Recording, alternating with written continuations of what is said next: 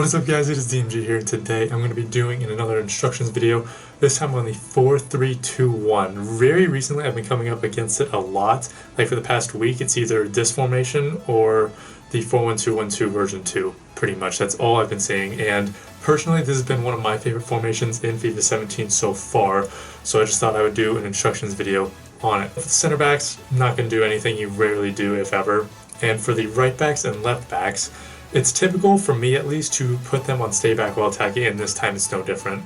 I do this just mainly because for defensive stability, pretty much, and even though they will be staying back while attacking most of the time, they do have those high medium work rates, which means they will be getting forward sometimes as well. Now onto the midfield, and this is where it gets a little different from other people.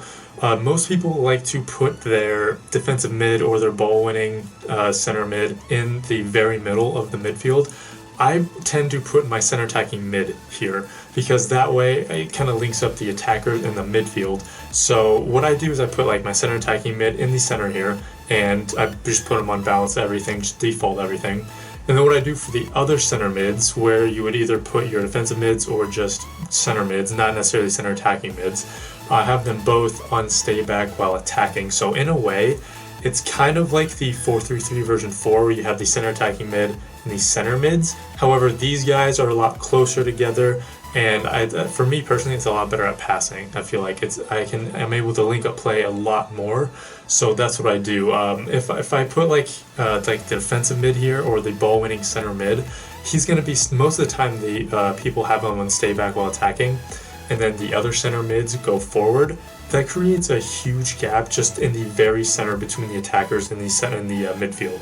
So this time what I like to do is just put the center attacking mid in the midfield, or in the very center of the midfield, have them not necessarily on stay forward, but have the other two on stay back while attacking, so then this center attacking mid is kind of forced to go forward. Then for the attackers, for the right and left forward, I have them both on get in behind, and that's mainly because I have my striker on stay central and target man. Now I have my striker on stay central and target man because I really want my striker in this situation to be acting more as a center forward. I do not actually want him to be acting like a legitimate striker, because there's three people, pretty much all strikers, who are going to be getting in behind in pretty much the same area. So if I tell him to just be on balance attack or get in behind with these other two guys as well, it's going to become extremely crowded, and one guy could probably mark all three of them at the same time.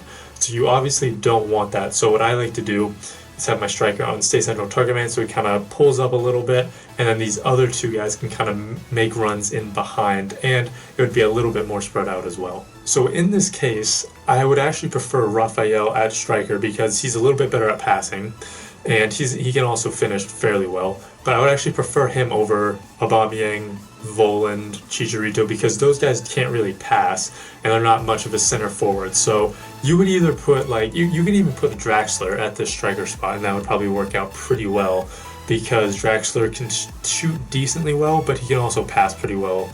And in that case, for me at least, it would work really well because these the right and left forward would be getting in behind, and then they would be able to shoot and score. So along with the formations, I'm actually going to show you my custom tactics, and they're actually not really that different from the default settings. I tried using my custom tactics from last year for this FIFA, and has not really been working out that well, so I just kind of went on default for the most part, and it's been working extremely well. So for the build-up play and the passing, that's going to be default. I'm trying to think, maybe the speed could probably be a little bit faster, but for the most part, I actually find it really nice. For chance creation, for passing it's 50, for crossing it's 40, for shooting it's 65, and it's organized. I'm pretty sure that's the default as well.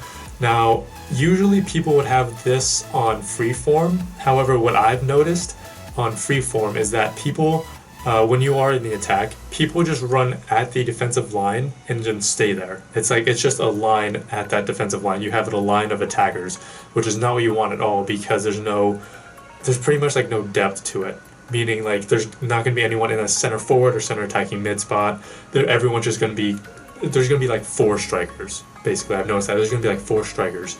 So I have this on organized Now for the defense, this is where it gets a little bit different. For pressure and aggression, I put that a little bit higher. I do like to be a little bit more aggressive, so I put that on put aggression on 59, then put pressure on 55. And for team width, I have that a little bit closer, mainly because I don't want my center backs to be spreading out wide. So that's what I have for team width, a little bit narrower. And then for the defender line, usually it's on offside trap. However, for this time, I'm going to put it on cover.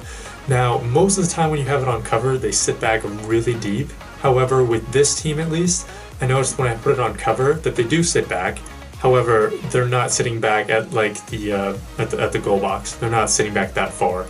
What I've noticed with offside trap is that my defenders will be pushing up to probably like center mid, around like the center mid area. If not, like just maybe like a little bit less, but that's, in my opinion, way too far up. So I put them on cover. They drop back a little deeper, but not too deep, whereas my opponent would have a lot of space to pass and carry the ball in the attacking/midfield third. So that is it for the instructions video for the 4-3-2-1. Again, this has been one of my favorite formations, and I highly recommend it. It has been fantastic, for me at least. This is actually the team I used for Foot Champions when I got to Elite 2, and it was just fantastic for me, just all around. So if you guys have any questions over this instructions video, like for the 4-3-2-1, just let me know in the comments.